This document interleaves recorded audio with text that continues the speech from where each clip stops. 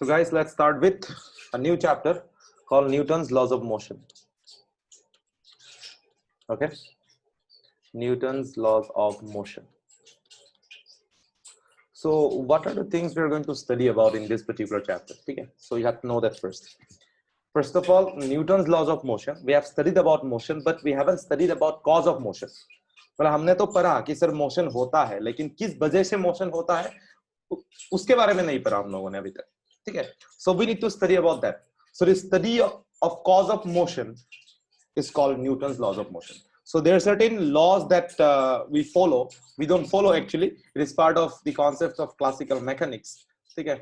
So classical mechanics का part है. ठीक है. So here we'll have to study about the things responsible for the motion. अभी sir आप जनरली एक बात बताओ, what might be the thing that is responsible for motion? मैं अगर मूव कर रहा हूं या कोई भी चीज दुनिया में मूव कर रहा होगा या किसी को अगर मैं मूव करवाऊं, सर क्या चीज रेस्पॉन्सिबल हो सकता है उसके लिए? टू लेट सपोज एक बॉडी सर रेस्ट पे है, एक बॉडी जो है रेस्ट पे है ब्लॉक ए, उसको मूव करवाने के लिए what you have to do sir? You have to apply force. गया, ये आगे गया, दैट मींस ये मोशन में आ गया, कुछ डिस्टेंस एस ट्रेवल किया एट टाइम की, तो ये मोशन में होगी. तो ये मोशन में था. We have studied about the motion. ये मोशन में किस लिए आया सर? इस अप्लाइड फोर्स की वजह से आया. अगर ये moving body, suppose now it is moving with some velocity v, इसको सर मुझे रोकना है, इसको मुझे क्या करना है सर? रोकना है. तो मैं एक फोर्स लगाऊंगा इन ऑपोजिट डायरेक्शन, है ना सर? एक फोर्स लगाऊंगा इन ऑपोजिट डायरेक्शन. ठीक है. तो उसका काम कौन करता है सर? फ्रिक्शन नाम का फोर्स. अगर कोई एक्सटर्नल फोर्स एक्ट नहीं कर रहा होगा, एक फोर्स लगेगा सर जिसका नाम है friction due to the contact with the ground. ये ब्लॉक एम जो है वो ग्राउंड के साथ कांटेक्ट में रहेगा, तो फ्रिक्शन जो है वो कांटेक्ट फोर्स है. अगर कांटेक्ट है और ये अगर सरफेस रफ है, तो इस बॉडी को रोकने के लिए सर एक फोर्स पीछे की तरफ हमेशा लगेगा, उसका नाम है sir friction. That means I am just giving you the overview. Friction का अलग ही कॉन्सेप्ट है sir. And what are the types of forces we have to study in this chapter, वो सब के बारे में डिटेल्स में पढ़ेंगे. लेकिन आपको एक चीज का आइडिया हो गया होगा कि in this chapter we are going to study about forces. We are going to study about what? Forces. ठीक है सर. तो आपने बोला सर फोर्सेस के बारे में पढ़ेंगे, तो कौन सा वाला फोर्सेस के बारे में पढ़ेंगे सर? That's very important. ठीक है सर. तो अभी यहां पर in this particular chapter we are going to study about forces, जो मैंने क्लास में भी बताया था आपको. while doing constraint motion भी हमने बताया सर आपको कि सर यहाँ पर फोर्सेस के बारे में पढ़ेंगे. किस फोर्सेस के बारे में पढ़ेंगे? First of all sir tension. Tension कब होगा? जब एक स्ट्रिंग होगा, तो दिमाग में क्या सर स्ट्राइक करना है कि टेंशन लगेगा. Then we are going to study about normal reaction. किसके बारे में सर? Normal reaction. ठीक है. नॉर्मल रिएक्शन कब लगता है? Contact surface. कांटेक्ट सरफेस पे लगता है. Whenever two bodies are in contact, अगर ये block A block B sir contact में है, तो यहां पर क्या लगेगा सर? एक नॉर्मल रिएक्शन फोर्स लगेगा. ये जो ब्लॉक ए है ये ब्लॉक बी पे एक नॉर्मल फोर्स लगाएगा Na. ये ब्लॉक बी जो है ब्लॉक ए पे लगाएगा एक नॉर्मल फोर्स Nb. और अभी सर आप बोल सकते हो सर ये block A and B sir ground के साथ भी तो सर टच में है, कांटेक्ट में है, तो ये ग्राउंड भी नॉर्मल लगाएगा क्या? बिल्कुल लगाएगा सर. तो ये ग्राउंड जो है इस ब्लॉक ए पे सर ऊपर की तरफ कुछ नॉर्मल लगाया. ये जो ए ब्लॉक जो है वो नीचे की तरफ ग्राउंड पे कुछ नॉर्मल लगाएगा. सिमिलरली यहां पर भी ग्राउंड जो है कुछ नॉर्मल लगाएगा, और ब्लॉक बी भी सर ग्राउंड पे कुछ नॉर्मल लगाएगा. सो नॉर्मल रिएक्शन क्या फोर्स है सर? कांटेक्ट फोर्स है. Whenever two bodies are in contact, contact surface पे एक फोर्स लगेगा, और वो फोर्स क्या होता है sir? Away from the contact surface. क्या होता है sir? Away from the contact surface. लिख लो, away from the contact surface. Away from the contact surface लगेगा. ठीक है sir. Away from the contact surface लगा, बिल्कुल लगेगा सर. और इसका एंगल क्या होगा sir? Always perpendicular to the contact surface. Always perpendicular to the contact surface. This is the basic idea of normal reaction. Suppose अगर ऐसा कांटेक्ट सरफेस है कि सर आपने ड्रॉ किया, ये इधर एक ब्लॉक है sir, block A. Suppose sir आपको जो है अलग बॉडी ड्रॉ, एक ब्लॉक बी आपको ड्रॉ करना था इधर, this is block B, so suppose this is the contact surface, ये जो है दोनों का कॉन्टेक्ट सरफेस है। तो यहाँ पर नॉर्मल रिएक्शन कैसे लगेगा sir? Normal to the contact surface, मतलब perpendicular to the contact surface, मतलब कौन से कॉन्टेक्ट सरफेस के साथ वो नॉर्मल रिएक्शन कैसा होगा सर? परपेंडिकुलर होगा। तो ये जो ब्लॉक ए है, ब्लॉक बी पे कैसा फोर्स लगाएगा sir? Normal NA, perpendicular to the contact surface. ये जो ब्लॉक बी है वो ब्लॉक ए पे कैसे लगाएगा sir? Perpendicular to the contact surface NB। That's it, simple way, एकदम आसान भाषा में समझना है, ठीक है? सरफेस के perpendicular, that's it. Contact surface sir जैसा भी हो सकता है, ऐसा हो सकता है, ऐसा हो सकता है, ऐसा हो सकता है, कुछ भी हो सकता है, ऐसा हो सकता है, ऐसा हो सकता है, लेकिन नॉर्मल रिएक्शन जो होगा वो हमेशा क्या होगा sir? Perpendicular to the contact surface होगा। That's the only thing you have to remember, बाकी कुछ नहीं, बाकी कुछ नहीं चाहिए सर। टेंशन, नॉर्मल रिएक्शन, बाकी आपको तो सर एक पता ही है, एक क्या होता है सर? Gravitational force. क्या होता है? Gravitational force. ग्रेविटेशनल फोर्स क्या है sir? It always, it's a natural force, it is, ऐसा लिखो, it is a natural force, and इसका डायरेक्शन कैसा होता है? It always act downward. That's it. जैसा भी सरफेस हो, बॉडी जैसा भी हो सर दुनिया में, इसका डायरेक्शन हमेशा नीचे की तरफ होगा। That's the concept. बॉडी जैसा भी लटका हुआ हो सर, इसका डायरेक्शन जो mg लगेगा, जो ग्रेविटेशनल फोर्स लगेगा, उसका डायरेक्शन हमेशा कैसा होगा सर? नीचे की तरफ होगा, towards the centre. That's it, बाकी कुछ नहीं। सपोज सर ऐसा सर्कल में है, यहाँ पर ब्लॉक M है सर, यहाँ पर कैसा फोर्स लगेगा? ग्रेविटेशनल फोर्स नीचे की तरफ mg। सपोज यहाँ पर एक बॉडी है सर M, यहाँ पर भी नीचे ही लगेगा। अगर यहाँ पर एक बॉडी M है, यहाँ पर भी नीचे ही लगेगा। अगर यहाँ पर एक बॉडी M है सर, यहाँ पर भी ग्रेविटेशनल फोर्स जो है हमेशा नीचे ही लगेगा। इसका डायरेक्शन हमेशा जो है, हमेशा it is acting downward and it will always act downward, ठीक है सर? अभी देख, ये ब्लॉक ऑफ मास M है सर, यहाँ पर ग्रेविटेशनल फोर्स किस डायरेक्शन में लगेगा सर? नीचे की तरफ लगेगा।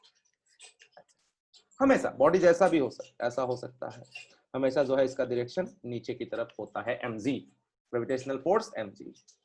समझ में आ रहा है सर? दैट्स इट, ठीक है? That's all you need to know about gravitational force. उससे पहले सर टेंशन, टेंशन तो आपको पता ही है सर, पूरा बता दिया था।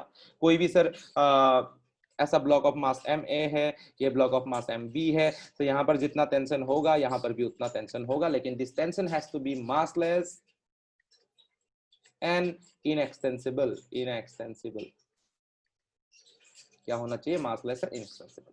That's it. जब मेसिव रोप प्रॉब्लम आएगा तब tension throughout the string same नहीं रहता है सर, तब tension throughout the string same नहीं रहता है, तब टेंशन हर पॉइंट पे अलग अलग होगा, बिकॉज वो मास डिपेंडेंट होगा, क्योंकि उस स्ट्रिंग का भी कुछ मास होगा सर, ठीक है? वो मासलेस नहीं होगा। अगर कुछ मास आ गया मतलब फोर्स कुछ नया डेवलप हो सकता है, मतलब tension will be different at every point, okay? At every point, that's it. क्योंकि हम लोगों ने डिटेल्स में टेंशन के बारे में बात ऑलरेडी कर चुका है सर कांस्टेंट मोशन में, इस चैप्टर में भी हम लोग करेंगे डिटेल्स में सर, प्रॉब्लम करते समय।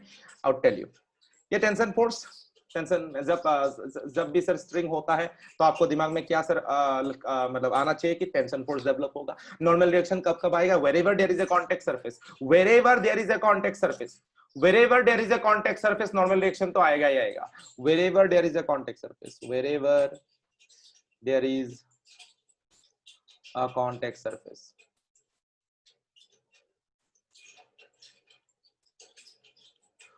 wherever there is a contact surface, normal reaction तो आना ही आना है, ठीक है? नेक्स्ट, ग्रेविटेशनल फोर्स, ये तो रहेगा ही रहेगा सर, कांटेक्ट सरफेस हो या ना हो सर, दुनिया का हर वो बॉडी पे, दुनिया का हर वो चीज पे ये फोर्स तो हमेशा लग रहा है sir. It's a natural force, it is a natural force, okay? It is a natural force and it always act downward, that's it. जैसा भी बॉडी हो, जहां भी लटका हुआ हो सर, इसका डायरेक्शन हमेशा नीचे की तरफ होगा, दैट्स इट। उतना ही समझना है आपको, बाकी कुछ नहीं समझना है। उसके बाद आता है सर एक चीज, स्प्रिंग फोर्स। क्या force sir? Spring force. Spring force के बारे में कुछ नहीं समझना है सर। स्प्रिंग फोर्स जो होता है, it is directly proportional to the displacement of the spring, displacement of the, ऐसा लिख लो, F is directly proportional to x, ऐसा अच्छे से लिखो। ये x क्या है? Displacement of the spring, displacement of the spring, of the spring from its natural length from it natural length. ठीक है, नेचुरल लेंथ क्या होता है सर, बता दूंगा, कोई दिक्कत नहीं। अभी ये डिस्प्लेसमेंट जो है, दो टाइप का डिस्प्लेसमेंट पॉसिबल है इधर। एक जो है कंप्रेशन हो सकता है, एक जो है एक्सटेंशन हो सकता है। समझ में आ रहा है? कंप्रेशन मतलब सर दबाना, दबाई दिया स्प्रिंग टू, और एक्सटेंशन मतलब सर खींचना, मतलब तानी दिया। ठीक है सर, दबाना कंप्रेशन, खींचना एक्सटेंशन, दैट्स इट, कुछ नहीं चाहिए, उतना ही समझना है। तो अभी जो ये प्रोपोर्शनलिटी साइन है, उसको हटाने के लिए हम लोग एक कांस्टेंट यूज करते हैं, उसी को क्या बोला जाता है सर, स्प्रिंग कांस्टेंट। एंड उस फॉर्मूला जो स्प्रिंग फोर्स का निकल के आता है वो आता है सर F = kx। यहां पर एक्चुअल में F = kx जो लिखा ना, उसके साथ एक नेगेटिव साइन होता है, उसका नाम है कुछ नहीं है सर, नेगेटिव साइन है। नेगेटिव साइन का भी कुछ अलग नाम होगा क्या सर? नहीं हो सकता। अभी F = -kx। ठीक है सर, अभी आपको पता है सर मैकेनिक्स में जो निगेटिव साइन होता है सर, वो निगेटिव साइन किसके बारे में बताता है सर? मैग्नीट्यूड के बारे में नहीं बताता है सर, किसके बारे में बताता है? डायरेक्शन के बारे में बताता है। मतलब यहां से एक बात पता चलता है सर, यहां से एक बात पता चलता है, जो ये स्प्रिंग फोर्स है ना, ये जो स्प्रिंग फोर्स है ना, ये जो स्प्रिंग फोर्स है, it always act opposite to the direction of displacement. खेल खत्म। यहां पर लिखो सर, ये जो स्प्रिंग फोर्स आपको मिला -kx, it always act in opposite direction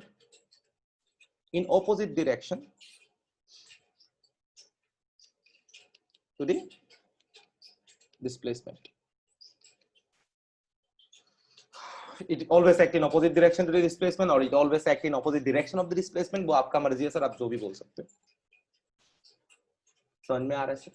okay, now see, और आपको और एक आप इधर लैंग्वेज यूज कर सकते हो कि जो फोर्स है ना, सिंपल भाषा में अगर आप लिखना चाहते हो इसको, और लिख सकते हो sir, you can write it as force always act towards the natural length और towards the mid point. Force always act towards the mid point और नेचुरल लेंथ। इसका मैं अभी एग्जांपल के साथ समझाता हूं, don't worry about it. That's it. Suppose sir ऐसा एक स्प्रिंग है, यहां पर एक ब्लॉक ऑफ मास m है। ठीक है, मैंने इसको डिसाइड किया कि सर इस फोर्स को जो है ना थोड़ा दबा दूं, क्या दबा दूं सर? इसको थोड़ा दबा दूं, मतलब इस ब्लॉक मास m को इस तरफ थोड़ा मैंने दबा दिया, कुछ x डिस्टेंस मैंने दबा दिया। तो ये जो स्प्रिंग था वो भी सर ऑटोमेटिकली, आप सोचो सर, कॉमन सेंस यूज करो थोड़ा अपना, ये जो स्प्रिंग है वो भी कंप्रेस हो जाएगा सर कुछ डिस्टेंस x से, बिल्कुल कंप्रेस होगा। आप अगर इसको उस समय, मतलब ये जो स्प्रिंग जितना कंप्रेस हुआ, मतलब यहां कंप्रेस होने वाला स्प्रिंग को दिखाता हूं। यहां पर ओरिजिनल पोजीशन था ब्लॉक ऑफ मास m का, ये x डिस्टेंस कवर हुआ, तो x डिस्टेंस कंप्रेस हो गया स्प्रिंग, है ना? अभी जब इसको आप छोड़ देते हो, when you leave the block of mass m, आप जब ब्लॉक ऑफ मास m को छोड़ देते हो एट दिस पॉइंट, ये ब्लॉक ऑफ मास m जो है sir, it goes back to the natural length. मतलब ये जहां से शुरू किया था अपना, उसने जहां से, जिस पॉइंट से अपना जर्नी शुरू किया था, उस पॉइंट तक सर ये लौट के जाता है, it goes back. That's it. ये पीछे क्यों चला गया सर? आप अगर अब कॉमन सेंस यूज करो, थोड़ा इमेजिनेशन यूज करो सर। এটা যিকোনো একটা স্প্রিং স্যার দবাই চাবি, যেতিয়া এৰি দিও স্প্ৰিংটো সদায় নেচাৰেল লেংথলৈ ঘূৰি আহে, because it is the property of this spring to regain its natural length. It is the property of this spring to regain its natural length. हमेशा स्प्रिंग क्या करना चाहता है सर? अपना जो नेचुरल लेंथ है उसको रीगेन करने का कोशिश करता है। It is the property of this spring. और उसको हेल्प कौन करता है sir? Spring force. This force help this spring to regain its original length. ये जो F है, this force helps this spring, और दिस स्प्रिंग नहीं sir, helps this spring to regain its original length. इसीलिए इस फोर्स को क्या बोला जाता है सर? Restoring force. इस फोर्स को क्या बोला जाता है सर? शिट, क्या हो रहा है ये? इस फोर्स को क्या बोला जाता है सर? रेस्टोरिंग फोर्स बोला जाता है। समझ में आ रहा है सर? अभी जो ये सर मतलब कंप्रेस जो किया सर, मैंने क्या बोला था sir? This force always acts, it always act in opposite direction to the displacement. Displacement इस डायरेक्शन में था तो फोर्स इस डायरेक्शन में लगेगा। That's why this spring, this block of mass m goes back to its natural length, opposite direction में लगेगा। Restoring force है, it is helping this spring to regain its original length. तो आप जब छोड़ देते हो ये स्प्रिंग फोर्स लगता है, and this spring force helps the block of mass m to be in original position again. इसको बोला जाता है condition of compression. That's it. That's it. This is spring force.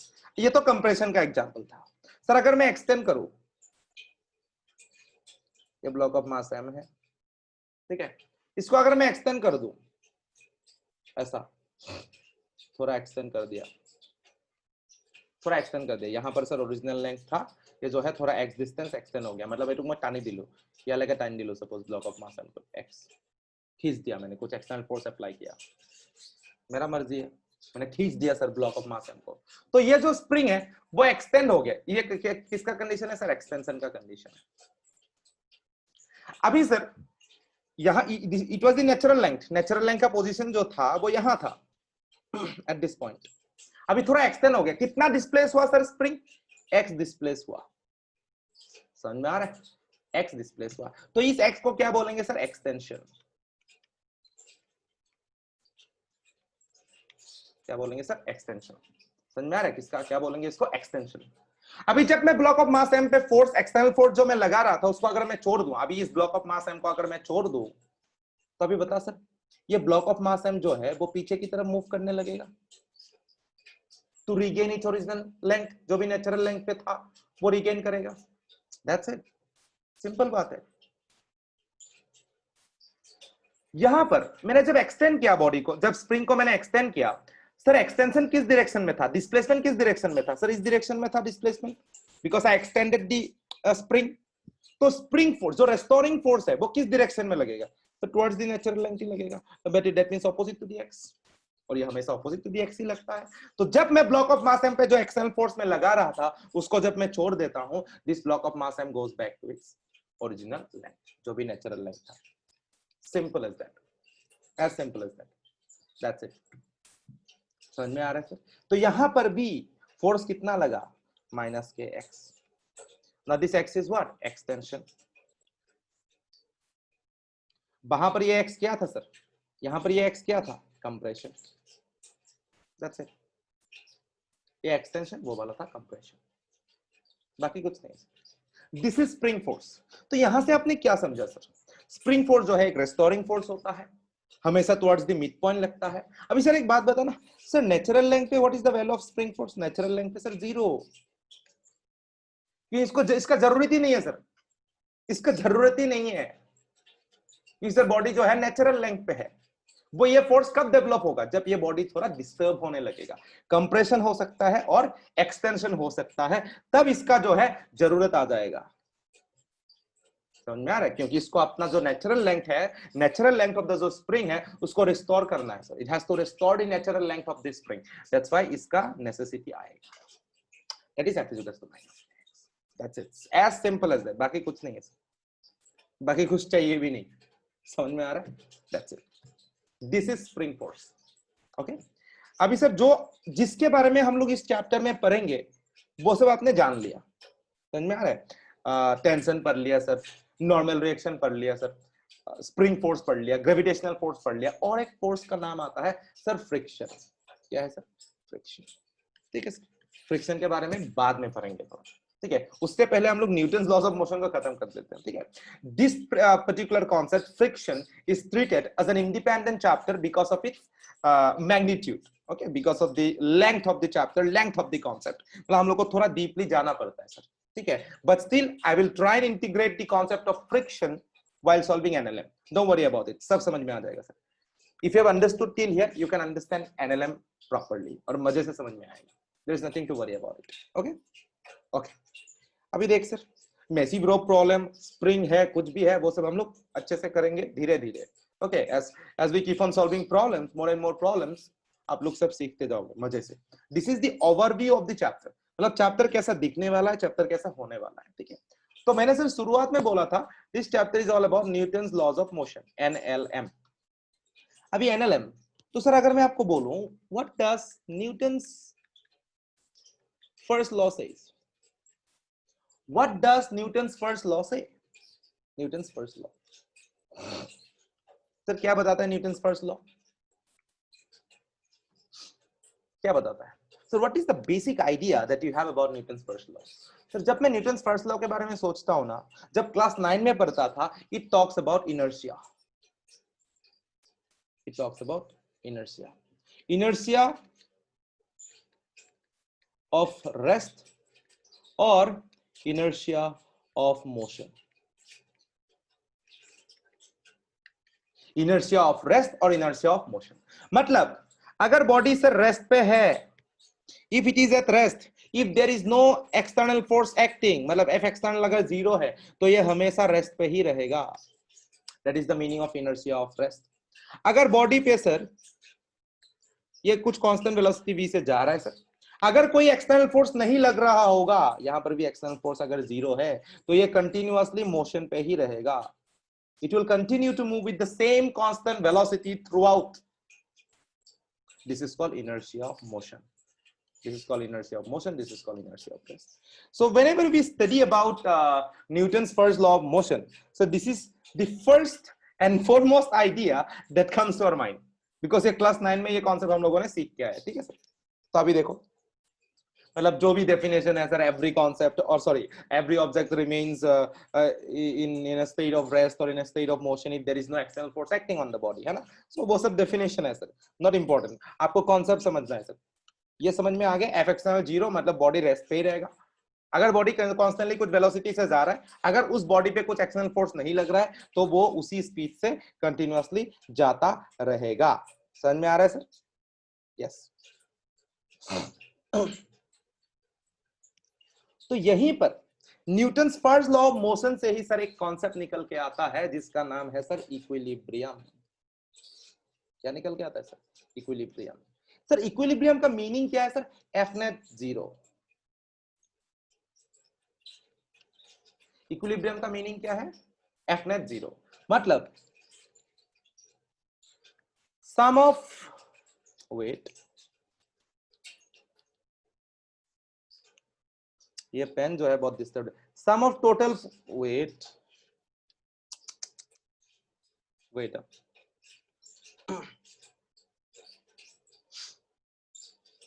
sum of total forces acting on a body is zero. That's it. Sum of total forces acting on a body is zero. मतलब एक कोई भी एक body हो सकता है block of mass m, sir इस पे कुछ भी फोर्स लग सकता है। कैसा, क्या क्या फोर्स लग सकता है सर? यहाँ पर ये ग्राउंड है तो इस ब्लॉक m पे mg लग सकता है नीचे की तरफ, आप कुछ फोर्स लगा सकते हो f। सर ग्राउंड कोई नॉर्मल रिएक्शन लगा सकता है इस बॉडी पे n, है ना। और ये ग्राउंड अगर रफ हुआ तो एक फ्रिक्शन फोर्स भी लगेगा सर इधर, है ना सर। तो एक फ्रिक्शन फोर्स, सपोज ये आगे की तरफ जा रहा है तो फ्रिक्शन फोर्स पीछे की तरफ जा रहा है, लग रहा है सर। तो इस बॉडी पे कितना फोर्स लग रहा होगा sir? F external, friction force, normal reaction and mg। ये बॉडी अगर रेस्ट पे है, ये बॉडी अगर रेस्ट पे है उसका मीनिंग क्या है sir? F net zero. F net क्या है सर? जीरो है। एफ नेट जीरो है मतलब क्या है? Sum of total forces acting on a body is zero. मतलब बेसिक, एकदम बेसिक जो कॉन्सेप्ट है सर वो बोल रहा हूं। Sum of the total forces acting on a body is zero. मतलब यहां पर F plus F should be zero and n plus mg या n minus mg, whatever we take, all those sign conventions will come later, है ना। अभी कोई मेरे को बोल देगा सर आपने n plus mg कैसे बोल दिया सर, f plus f कैसे बोल दिया, f minus f क्यों नहीं बोला, n minus mg क्यों नहीं बोला, वो सब आप सीखोगे सर, है ना, सीखोगे। उतना क्लैरिटी नहीं चाहिए आपको अभी, ये सेंटेंस समझ में आ रहा है उतना ही काफी है सर। मैं बोलते जाऊंगा आपको पूरा समझ में आता रहेगा। Sum of total forces acting on a body is zero, वही समझना है सर। इक्विलिब्रियम का मीनिंग क्या है? कोई भी बॉडी पे सर, कोई भी बॉडी रुका हुआ होगा या जा रहा होगा कांस्टेंट वेलोसिटी से, वो अगर इक्विलिब्रियम पे है मतलब F net has to be zero. समझ में आ रहा है? ठीक है। All of you have understood and all of you will understand. I hope you have understood properly till here. अभी sum of the total forces, इसको अगर मैं मैथमेटिकली दिखाऊं sir, summation of ft should be equal to 0. ये summation कुछ अलग ही दिख गया बे, ऐसा. Oh my pen.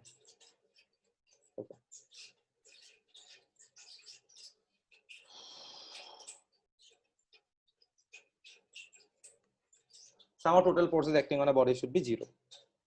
इसको आप ऐसे भी रिप्रेजेंट कर सकते हो sir, sum of forces acting along x, all the forces acting along x should be 0. All the forces acting along y should be 0. All the forces acting along z should be 0.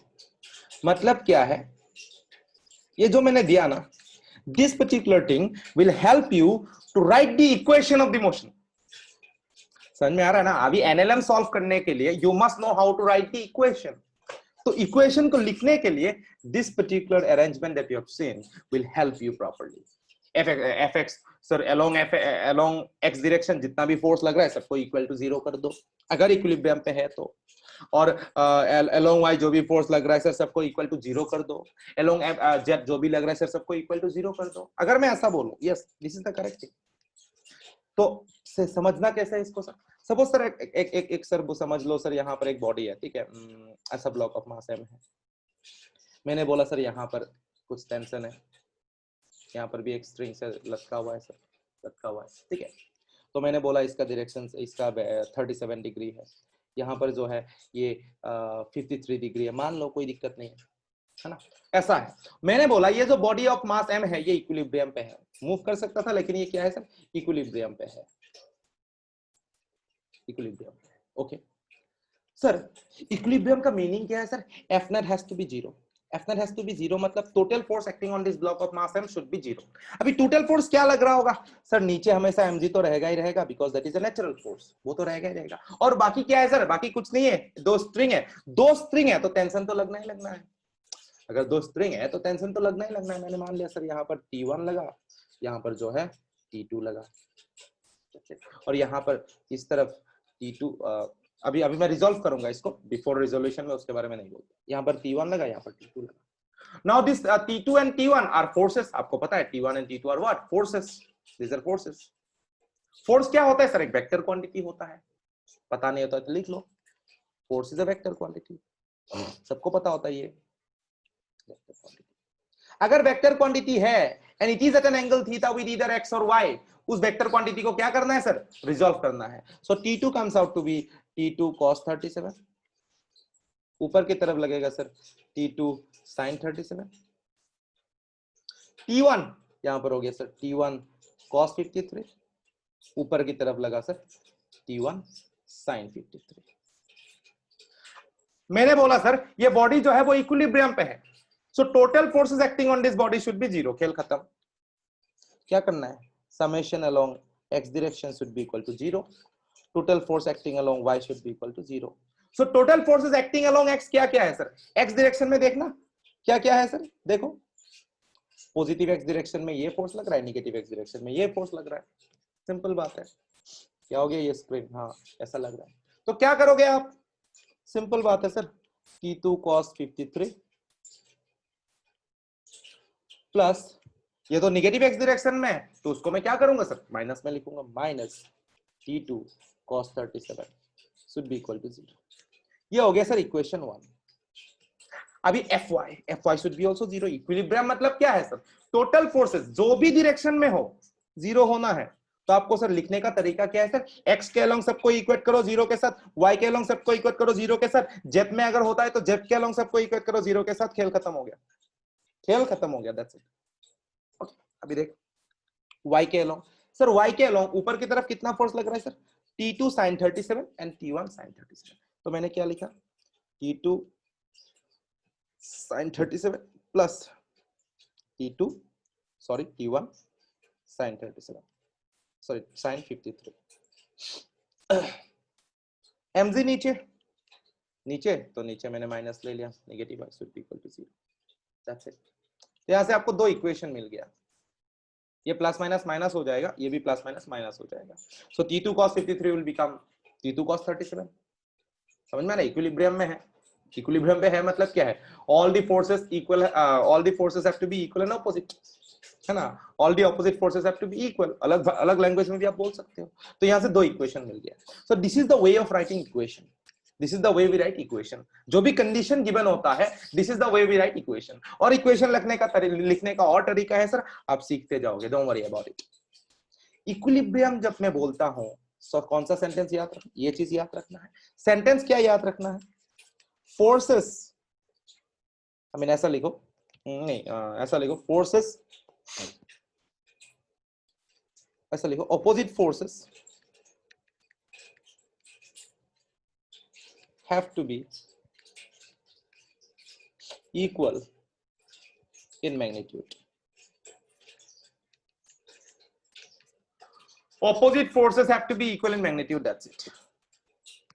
Opposite forces have to be equal in magnitude. Opposite forces have to be equal in magnitude. तभी तो sir cancel out होगा, तभी तो sir cancel out होगा ना। Forces अगर opposite नहीं, equal नहीं होगा और ऑपोजिट है तो कैंसिल आउट तो हो ही नहीं सकता है। तो opposite forces have to be equal in magnitude, ठीक है, that's it. Concept of equilibrium आपने सीख लिया सर, ओके। अभी ये तो Newton's first law of motion भी देख सर। यहां से और एक चीज का जन्म होता है जिसका नाम है एफबीडी। क्या है सर, एफबीडी। एफबीडी क्या होता है ये sir, free body diagram. Free body diagram, free body diagram कैसे बनाते हैं हम लोग, फ्री बॉडी डायग्राम। अभी फ्री बॉडी डायग्राम ड्रॉ करने का सर कुछ तरीका होता है, ठीक है। फ्री बॉडी ड्रॉ करने का कुछ तरीका होता है। Free body diagram means what is the meaning of free body diagram actually. Sir free body diagram का जो मीनिंग है, मतलब कोई भी ब्लॉक पे लगने वाला सारा फोर्सेस को लिखना। क्या है ये, राइटिंग, एकदम गांवलिया भाषा पढ़ा है सुधे, बट आपको समझ में आ जाएगा। Writing all the forces acting on a particular body.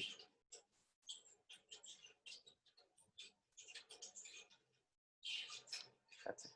Writing all the forces acting on a particular body. That's it. और कुछ नहीं, यही होता है free body diagram. Writing all the forces acting on a particular body. समझ में आ रहा है? फ्री बॉडी डायग्राम क्या होता है sir, writing all the forces acting on a particular body.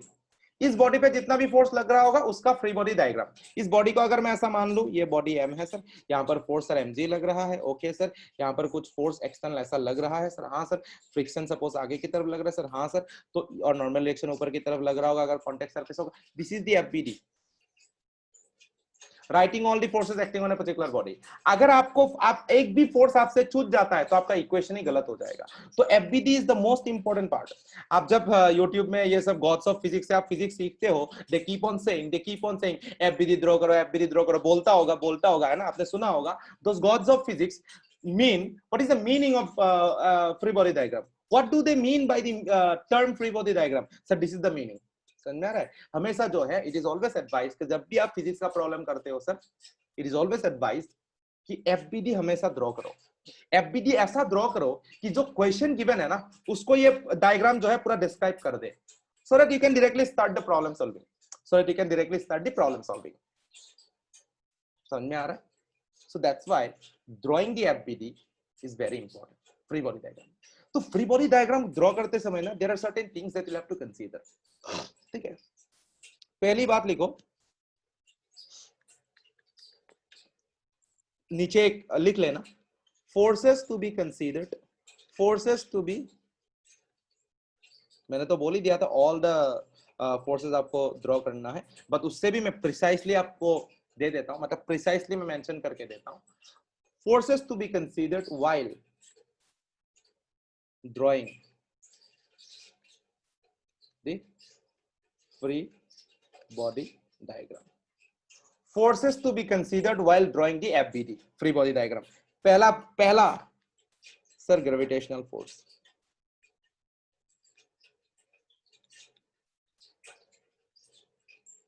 दूसरा sir normal reaction, third tension, fourth sir pseudo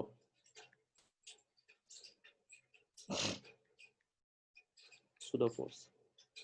अब ये सूडो फोर्स क्या चीज है सर, बाद में सीखेंगे। Don't worry about it. समझ में आ रहा है sir? Don't worry about it. अभी देख सर, यहां पर एक चीज है, फोर्स लिखते समय ना यू मस्ट नो कि सर हाँ यहां पर और एक चीज रह गया sir, friction. Friction you can not, friction लिखा क्या मैंने? ओके आई डिडंट राइट, या फ्रिक्शन। तो whenever you write force no, आपको पता है sir force is a vector quantity. क्या है sir? Force is a vector quantity. अगर फोर्स वेक्टर क्वांटिटी है that means you must know the direction of that force also, because vector is what sir? Direction dependent quantity. तो आपको पता होना चाहिए ये सब जो है कौन सा डायरेक्शन में लगता है और कैसे लगता है, ठीक है। ग्रेविटेशनल फोर्स जो है इसका डायरेक्शन हमेशा क्या होता है सर? डाउनवर्ड, हमेशा, ऑलवेज। नॉर्मल रिएक्शन कैसा होता है? नॉर्मल रिएक्शन कैसा होता है? Away from the contact surface. अरे ये pen is disturbing me a lot. Away from the contact surface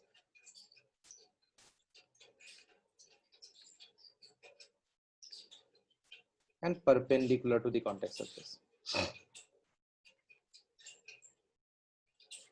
Perpendicular to the contact surface, ये सब लिख लो। टेंशन फोर्स कहता है कैसा है sir?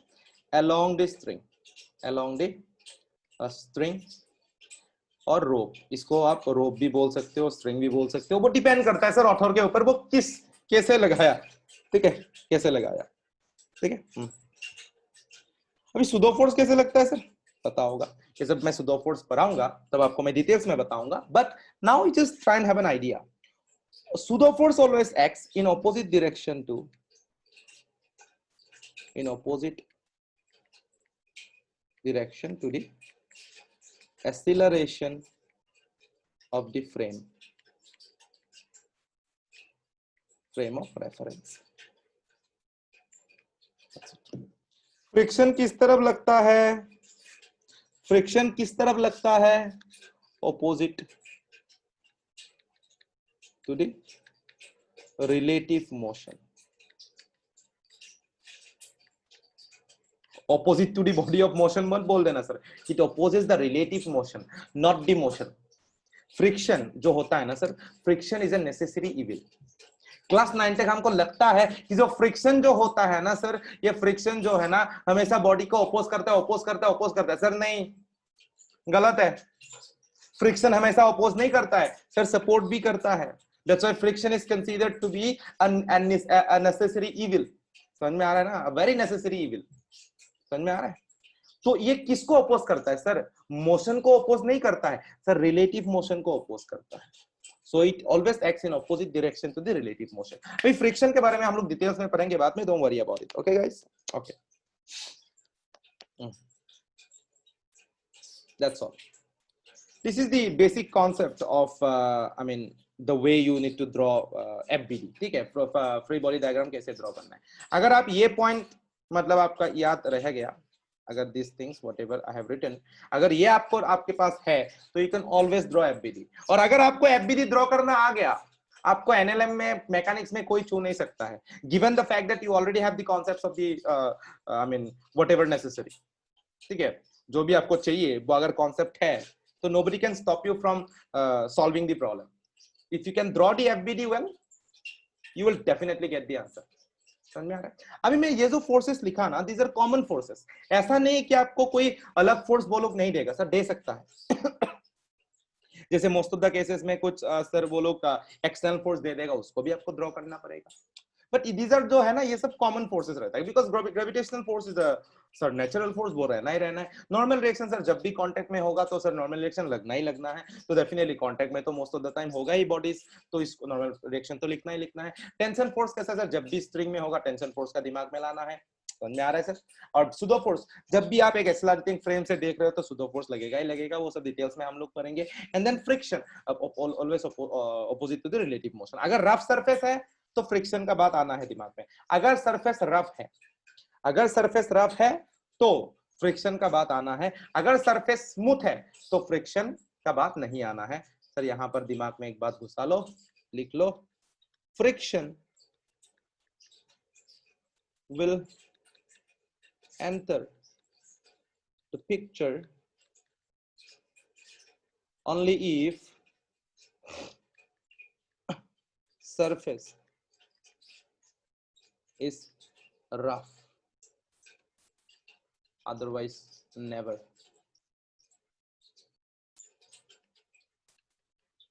If the surface is smooth,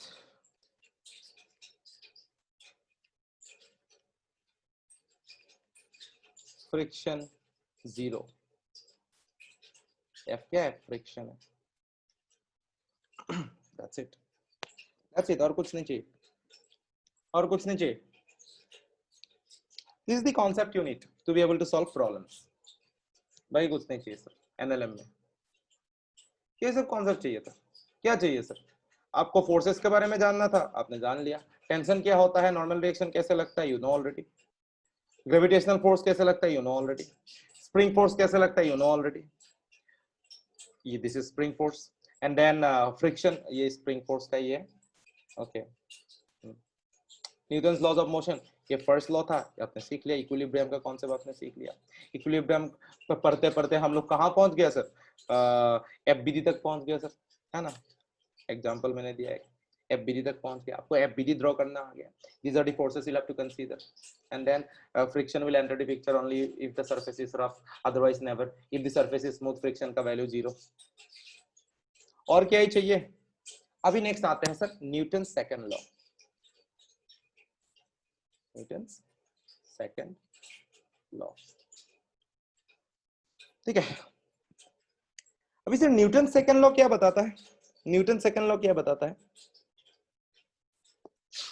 according to classical mechanics, Newton साहब के according sir rate of change of linear momentum of a body is equal to F external. समझ में आ रहा है? स्टेटमेंट क्या है? Rate of change of linear momentum. Linear angular के बारे में नहीं बोला. ये मोमेंटम दो तरह का होता है, एक एंगुलर होता है, एक लीनियर होता है. Linear rate of change of linear momentum, okay, of a body is equal to the F net acting on the body. ये स्टेटमेंट है. ये जो है स्टेटमेंट था, मतलब क्या है? F net मतलब टोटल फोर्स जो भी लग रहा होगा. ये जो पेन है ना, माई पेन, और ये जो एफ नेट लग रहा होगा should be equal to rate of change of linear momentum. Sir linear momentum का फॉर्मूला क्या होता है? बेसिक आपको नहीं पता तो सीख लो. Mass is m into v, p is equals to m into v, and momentum is what? A vector quantity. Vector quantity. तो इसीलिए बात आता है मास into velocity is momentum, linear momentum. समझ में आ रहा है? Rate of change of linear momentum मतलब d p vector by dt. तो यहां से मैं क्या लिख सकता हूं सर? dp को क्या लिख सकता हूं? d mass into velocity vector. This pen is just a big headache, right? ऐसा लिख सकता हूं मैं? बिल्कुल लिख सकता हूं. तो यहां पर जो है sir, so it was the concept given by Mister Newton. यहां से मैं अगर डिराइव करूं फोर्स को, sir F net would be always equal to mass dv by dt. अगर mass constant and velocity variable है तो plus v dm by dt. अगर velocity constant and mass variable है. समझ में आ रहा है? So it was the total formula of Newton second law.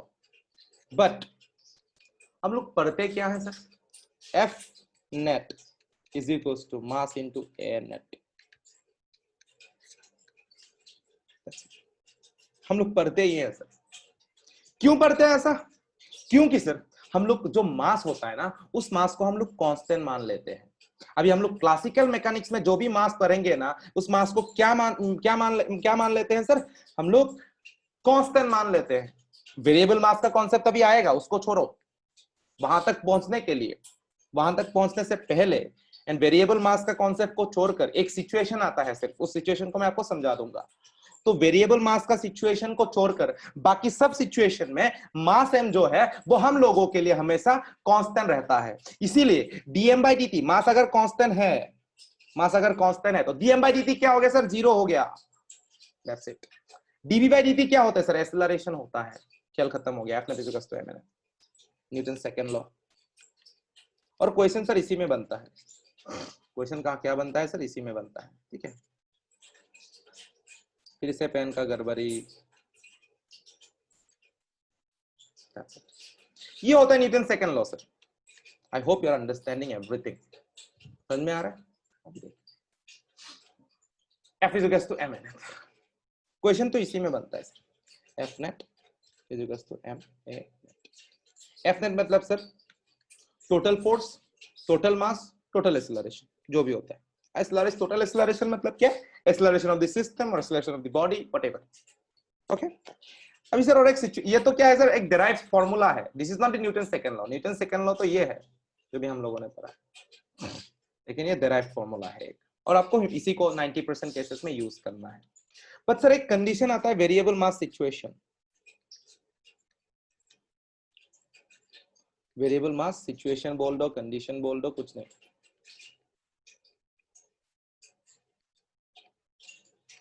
Variable mass situation या कंडीशन। ठीक है, यहां पर क्या हो रहा है ना सर, यहां पर क्या पॉइंट्स आपको याद रखना है कि वेरिएबल मास मैंने बोल दिया, मतलब जो मास हम लोगों ने कंसीडर किया, the mass considered in this particular system or for this particular problem won't be constant anymore। अगर मास कांस्टेंट नहीं है, सुनना, अगर मास कांस्टेंट नहीं है तो sir v dm by dt तो सर जीरो नहीं हो सकता है, नॉट इक्वल टू जीरो। समझ में आ रहा है?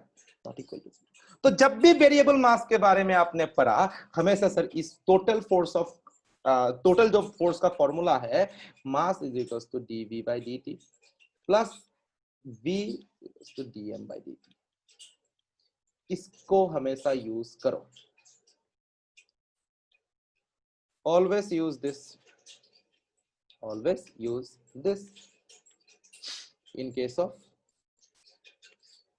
Variable mass condition. That's it. बहुत इंपॉर्टेंट है, नीट है या मेंस, इंजीनियरिंग, आईआईटी, जो भी हो सर, बहुत इंपॉर्टेंट है आपके लिए समझना। ठीक है, एग्जांपल्स क्या क्या है सर वेरिएबल मास का? एग्जांपल, सबसे फेमस एग्जांपल बताता हूं, सबसे फेमस एग्जांपल है सर जो वेरिएबल मास का ऊपर है, सबसे फेमस एग्जांपल, सबसे famous example, rocket propulsion. Rocket उड़ाना, समझ में आ रहा है? ठीक है, रॉकेट प्रोपल्सन का केस। सेकंड सर, एक ट्रक, सपोज सर ऐसा है कि एक ट्रक है सर, एक या बॉटल है जहां पर पूरा मिट्टी था सर, जहां पर पूरा मिट्टी था, उसको अगर मैं थोड़ा सा एक छोटा वाला होल कर दूं, सपोज ऐसा था सर, ये एक ट्रक है सर, जा रहा था आगे जो है जा रहा है।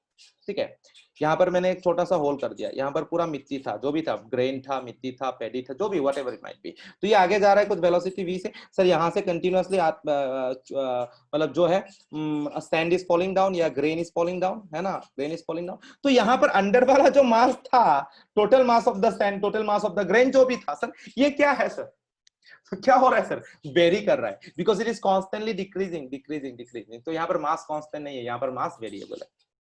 समझ में आ रहा है? ऐसा लिख सकते हो, अ ट्रक फुल ऑफ ग्रेन्स और सैंड व्हाटएवर, ठीक है, moving with the grain or the sand falling continuously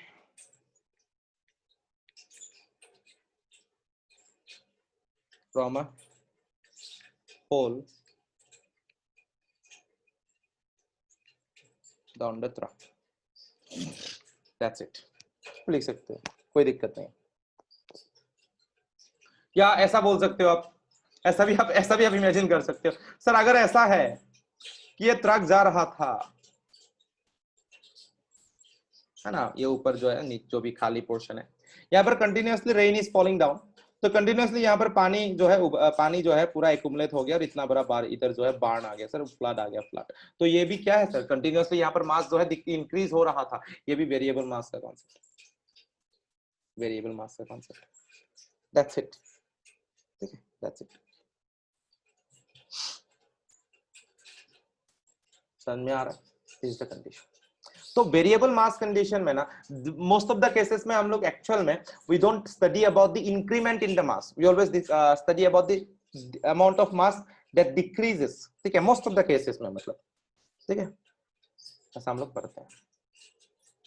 increment के बारे में ज्यादा नहीं पढ़ते, वो उतना इंपॉर्टेंट भी नहीं, क्योंकि रॉकेट प्रोपल्सन हो या ट्रक फुल ऑफ ग्रेन्स हो या यहाँ पर हाँ इंक्रीज हो रहा था, लेकिन वेरिएबल मास में सर इंक्रीमेंट के बारे में ज्यादा हम लोग का उतना इंपॉर्टेंस है नहीं। जो भी हम लोग यूज करेंगे मोस्ट ऑफ द केसेस में sir, it will talk about the decrease, जितना डिक्रीज हो रहा है ना, द क्या बोलते हैं उसको, जितना भी पानी गिरा सर, ट्रक में अगर मैं पानी लेके गया था सर, पानी जितना गिरा, या सैंड लेके गया था तो सैंड गिर रहा है, ग्रेन लेके गया था तो ग्रेन गिर रहा है, तो कंटिन्यूअसली मास जो है डिक्रीज हो रहा है। Common sense, common sense, it's all about common sense. Rocket propulsion के बारे में अगर मैं थोड़ा डिटेल्स में बताऊं, which is quite important because इधर से क्वेश्चन बहुत आता है। रॉकेट प्रोपल्सन क्या है sir? Here rocket moves forward या अपवर्ड। अब रॉकेट तो हमेशा सर ऊपर ही जाएगा या ऊपर से नीचे आ सकता है, whatever it might be, rocket always moves, ऐसा लिखो, फॉरवर्ड या अपवर्ड भी लिख सकते हैं, कुछ भी सर, फॉरवर्ड डायरेक्शन में, that's it. Rocket always moves forward due to thrust gained by ejecting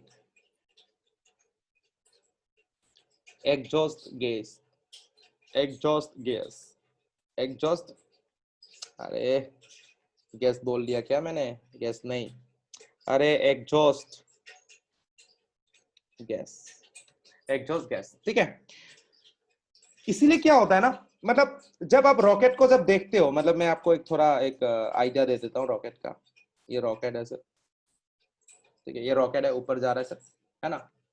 जब ऊपर जाता है ना, it is moving forward, but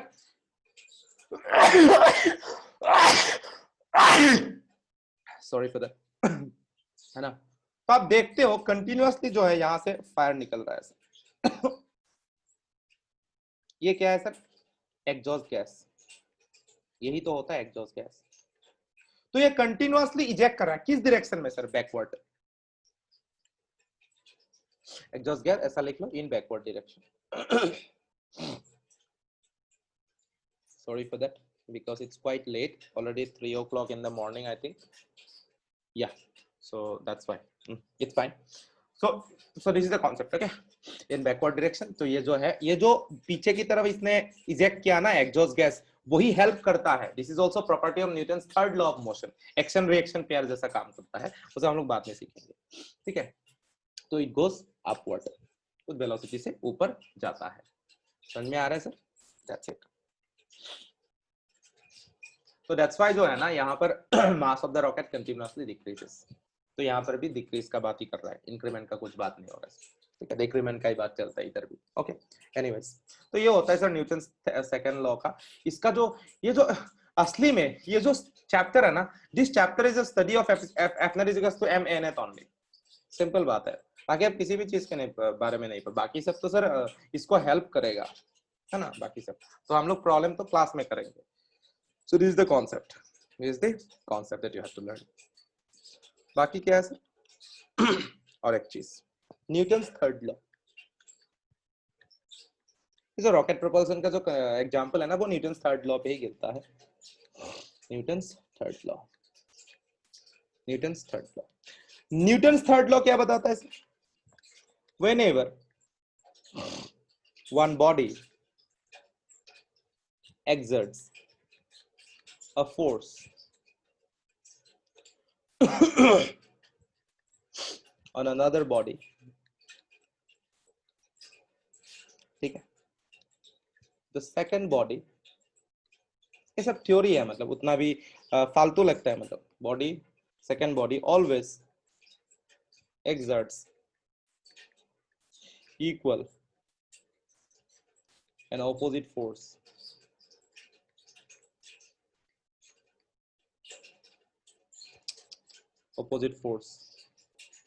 okay on the first body। ये तो थ्योरी था, समझना क्या है आपको। देख, ये ब्लॉक ऑफ मास m है, ठीक है। whenever one body exerts a force on another body, the second body always exerts नहीं होता, यहाँ पर s यूज नहीं होता है, but exert because there is already one s in the sentence, so always exert equal and opposite force on the first body, ठीक है। अगर यहाँ पर ये s नहीं होता तो यहाँ पर exerts होता, ठीक है guys। suppose if I would have said कि क्या बोलूं सर, she plays well, अगर मैं ऐसा बोलूं, just giving you थोड़ा इंग्लिश सिखा रहा हूँ, she plays well, that's a correct sentence, but अगर मैं बोलूं she always plays well is a wrong statement because there is already one s, okay, और फिर से इसको यूज नहीं करना है। तो वो सब है थोड़ा बेसिक इंग्लिश, ऐसे ही बता दिया, ठीक है। डोंट जज मी फॉर दैट, स्टडी मार रहा हूँ, है ना। रात 3 बज चुका है, दिमाग पागल हो चुका है, व्हाटएवर। अभी इसको समझ लो sir, whenever one body exerts a force on another body, the second body always exerts equal and opposite force on the first body। अभी देख सर मीनिंग क्या है इसका, समझ लो। एक बात याद रखना, न्यूटन थर्ड लॉ वैलिड होने के लिए two bodies are always involved,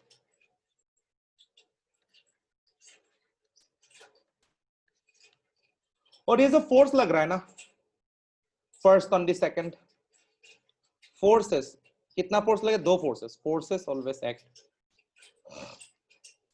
on the 2 bodies. एक बॉडी पे 2 फोर्स लग रहा है, वो न्यूटन थर्ड लॉ नहीं होता है। एक बॉडी पे 2 फोर्स लग रहा है, वो न्यूटन थर्ड लॉ नहीं कहलाता है। 2 फोर्स दोनों बॉडी पे लगना पड़ेगा, उसी को क्या बोला जाएगा, तभी न्यूटन थर्ड लॉ वैलिड होगा। तो देख लो, ये ग्राउंड है,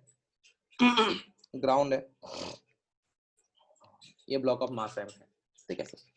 अब ये जो ब्लॉक ऑफ मास m पे ये ग्राउंड एक फोर्स लगाएगा, उसको बोला जाएगा सर mg, है ना। ये जो mg लगा,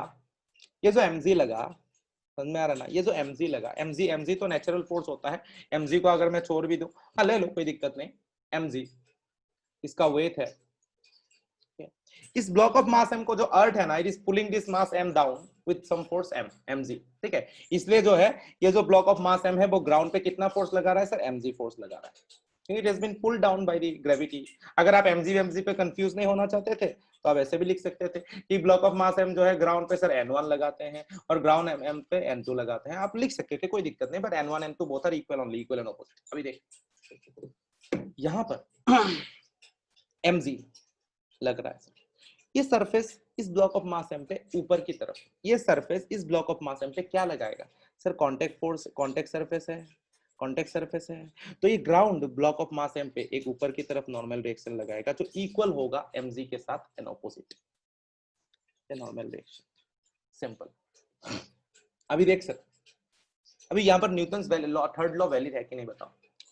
Whenever मिनिमम कितना 2 बॉडीज आर ऑलवेज इन्वॉल्व, तो ये ब्लॉक ऑफ मास m एक बॉडी है और ये ग्राउंड एक बॉडी है, यहाँ पर 2 bodies are involve. Forces always act on the 2 bodies. हाँ सर, ये जो mg लग रहा है वो ये ब्लॉक ऑफ मास m पे लग रहा है। यहाँ पर एक गड़बड़ हो गया। क्या गड़बड़ हो गया sir, tell me what is the गड़बड़ here. If anybody can find out the गड़बड़ here, I'll be happy, I will be happy, I'll be happy। Tell me, what is the garbage? Okay, I will end the class with this garbage only. मैं आपको सोचने के लिए दे दिया, ठीक है। I am just letting you think about it. जो भी है मतलब आप सोच लो इसके बारे में। And then in tomorrow's lecture I will be giving you lots and lots of problems. Okay, and then in the next class we'll be talking about inertial and non-inertial frame, या जो भी होता है, ठीक है, all those things, and the pseudo force, of course pseudo force के बारे में बात करेंगे, है ना। सिंपल, मतलब प्रॉब्लम इधर क्या है पता है, ये ब्लॉक ऑफ मास m है, यहां पर नीचे mg लगेगा ड्यू टू ग्रेविटी नीचे mg लगेगा, है ना। ये ग्राउंड जो है इस ब्लॉक ऑफ मास m पे कितना फोर्स लगेगा सर? नॉर्मल फोर्स लगाएगा। ठीक है, गड़बड़ को छोड़ते हैं, आपको मैं एक चीज समझा देता हूँ सिर्फ यहाँ पर, जिस एक मैं एग्जांपल आपको दिखाने के लिए समझा देता हूँ। Forces always act on two bodies, है ना, टू बॉडीज। यहाँ पर ग्राउंड को एक बॉडी मान लिया, ब्लॉक ऑफ मास m को एक मैंने बॉडी मान लिया। तो यहाँ पर सर नॉर्मल अभी फोर्सेस कितना, यहाँ पर क्या लिखा मैंने, forces always act on the two bodies. mg क्या लग रहा है सर? बॉडी पे। नॉर्मल रिएक्शन भी सर बॉडी पे लग रहा है, दैट इज द गड़बड़ हियर। गड़बड़ समझ में आ रहा है आपको? mg जो है वो भी बॉडी m पे लग रहा है, और नॉर्मल रिएक्शन भी कहां लग रहा है सर? बॉडी n पे ही लग रहा है। ये mg जो है, अभी देखो आप खुद सोचो सर, आपका कुछ मास है, gravity is pulling you down, तो फोर्स तो आप पे लगा ना, फोर्स तो आप पे लगा। You are sitting, you are standing, you are dancing, I don't care, but gravity is pulling you down. तो फोर्स ग्रेविटी किस पे लगा रहा है? आप ग्रेविटी पे फोर्स लगा रहे हो या gravity is applying force on you? Sir gravity is applying force on you. ठीक है, mg भी ब्लॉक ऑफ मास m पे लगा। और ये जो ग्राउंड है, ये ग्राउंड भी तो फोर्स लगाया ब्लॉक m पे ही, ये ग्राउंड भी तो फोर्स m पे ही, मतलब ये ग्राउंड जो लगाया नॉर्मल रिएक्शन। मैंने क्या बोला सर, जब भी एक कॉन्टेक्ट सरफेस होगा तब एक नॉर्मल रिएक्शन फोर्स डेवलप होगा, and normal reaction force always acts away from the contact point. तो ग्राउंड जो m पे लगाएगा नॉर्मल रिएक्शन वो इस तरफ होगा, और m जो ग्राउंड पे नॉर्मल रिएक्शन लगाएगा वो m इस तरफ होगा। अभी सर मेरे को मैंने इसीलिए बीच में चिल्ला दिया था कि सर गड़बड़ तो है। गड़बड़ आपको पता चला अभी कि सर ये जो है mg and normal reaction by the ground, इसको आप n1 मान लो, n1 मान लो। This n1 and mg are not action reaction pair, are not action reaction pair.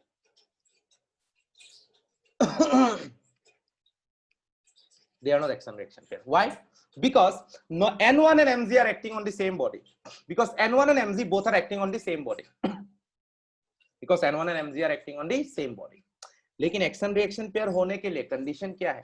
Forces always act on two bodies, minimum 2 bodies involve होना है। Action reaction pair, all forces always act on 2 bodies and forces have to be equal and opposite, that's it. Ground है,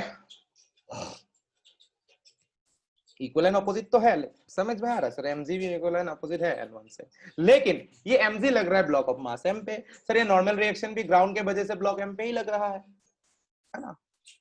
उसी समय हमको एक बात सोचना था, सर ये ब्लॉक ऑफ मास m जो है वो ग्राउंड पे एक नॉर्मल रिएक्शन लगाएगा ना सर? n2 बिल्कुल लगाएगा सर। जो बॉडी कॉन्टेक्ट सरफेस के साथ एक फोर्स लगाता है सर, आपको पता है sir, normal reaction, and that normal reaction is always away from the contact surface। तो देख ये एक बॉडी है block of mass m, ground पे नॉर्मल रिएक्शन लगाएगा कैसे सर? ये कॉन्टेक्ट सरफेस है, ऐसे लगाएगा away from the contact surface. ये ग्राउंड ब्लॉक m पे कैसा फोर्स लगाएगा सर? नॉर्मल रिएक्शन कैसा लगाएगा sir? Away from the contact surface. तो सिंपल, तो ये ग्राउंड के वजह से, ये ब्लॉक ऑफ मास m के वजह से। अभी सर मेरे को बात बताना, two bodies are always involve है, forces always act on two bodies. देखते हैं sir, n1 is acting on block of mass m, n1 is due to ground and n2 is acting on ground and n2 is the force due to mass m। समझ में आ रहा है sir? यहां पर दो बॉडीज इन्वॉल्व है, block of mass m and the ground, बिल्कुल, and these two forces n1 and n2 are acting on two different bodies। n1 is acting on block of mass m and n2 is acting on the ground, that's it। तो n1 and n2 are action reaction pair। मतलब यहां पर Newton third law valid होता है। n1 and mg पे Newton third law valid नहीं हो रहा है, क्यों? क्योंकि सर n1 एंड mg दोनों क्या कर रहा है सर? एक बॉडी पे ही लगा रहा है फोर्स, लेकिन n1 एंड n2 एक बॉडी पे नहीं लगा रहा है सर। n1 एक्ट कर रहा है ब्लॉक ऑफ मास m पे, और n2 कहां लग रहा है सर? ग्राउंड पे। सो एक्शन रिएक्शन पेयर हो गया है, simple, that's it, that's it. And then you know already, you already have the concept of friction वगैरह, और constraint motion you don't have the concept of friction, sorry, but constraint motion का आपको already you have the idea, overall idea जो भी है ना। तो आपको पूरा NLM जो है इस लेक्चर के बाद समझ में आ जाएगा। Having said that कि फ्रिक्शन एंड सुडो फोर्स मैंने अभी तक नहीं पढ़ाया, सुडो फोर्स एंड फ्रिक्शन आप बाद में सीखोगे इन द नेक्स्ट लेक्चर, ठीक है, जो भी होता है उधर। Inertial frame, non inertial frame, वो सब प्रॉब्लम करते करते आप सब कुछ जो है समझ में आपको आ जाएगा. Don't worry about it. So that's it for today.